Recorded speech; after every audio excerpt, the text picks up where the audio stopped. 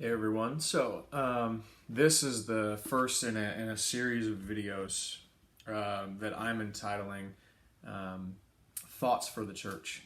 Um, I've been kind of sitting back and just observing and watching the world around me right now and watching it seemingly fall apart and be set on fire, in some cases, literally.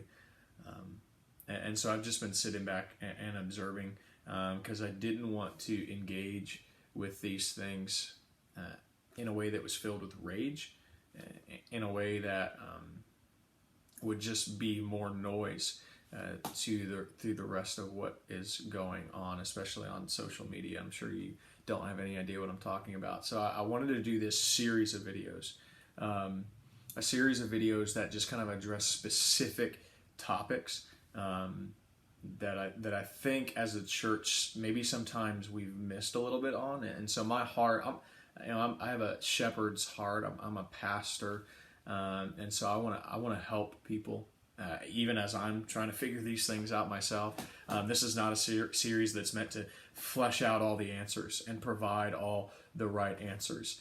What I simply want to do in this series is provide a context for people to think deeper on these things. Maybe call it provide a foundation or jumping off point for better, healthier conversation, civil conversation. Cause us and provoke us to think more deeply on these things, think more biblically, to be specific on these things. And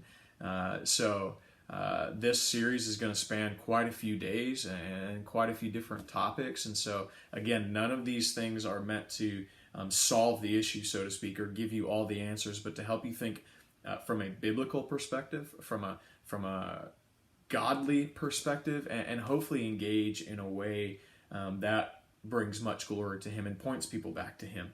And so, hopefully, my real hope and my prayer has been through this series is that as the church, we wouldn't engage with outrage and rage.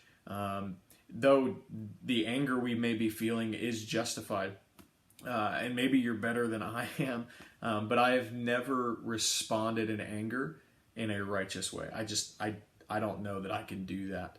And so, what I hope these videos and this series encourages is that we would act with passion, compassion, and kindness, and humility, as I think that's generally the heart of Christ. That's how He responded in general to people, and so I hope that is my hope through this series. And so I wanted to actually start this video at the very beginning. I think the foundation of all of this, if we really want to affect change, if we really want to push back the evil that we see, stand against injustice, push back the darkness with light, the foundation, I think, has to be Christ. And I want to read a text for you, Colossians 1, starting in verse 19. For in Him all the fullness of God was pleased to dwell, and through Him to reconcile to Himself all things, whether on earth or in heaven, making peace by the blood of His cross.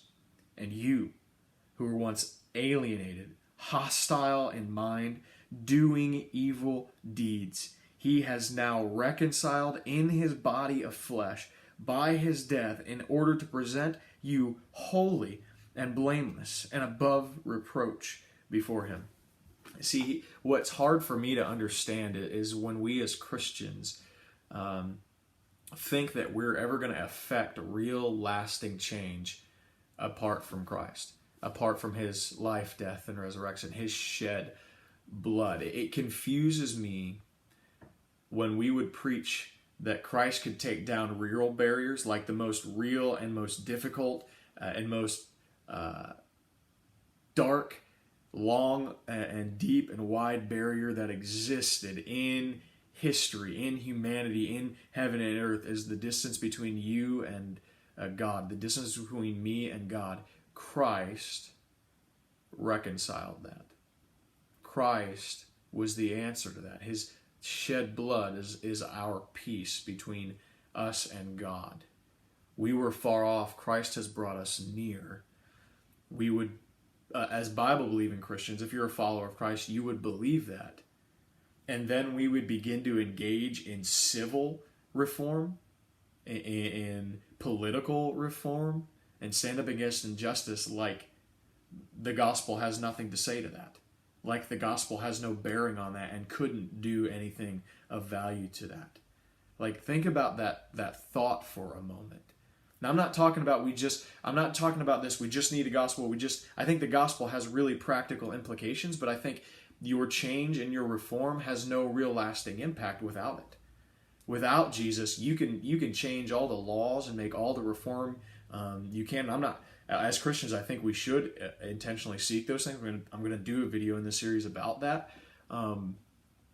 But that's only going to get you so far, and it's not going to bring about real lasting change. Only Christ can do that. Only gospel can do that. The gospel can do that.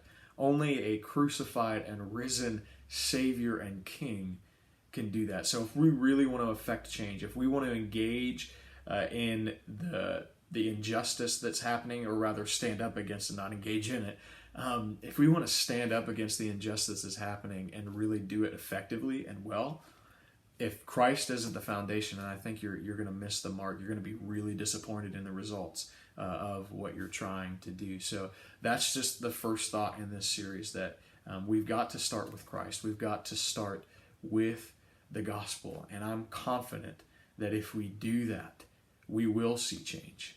We will see reform in all the right ways and in good ways, and we will see the glory of God revealed from heaven.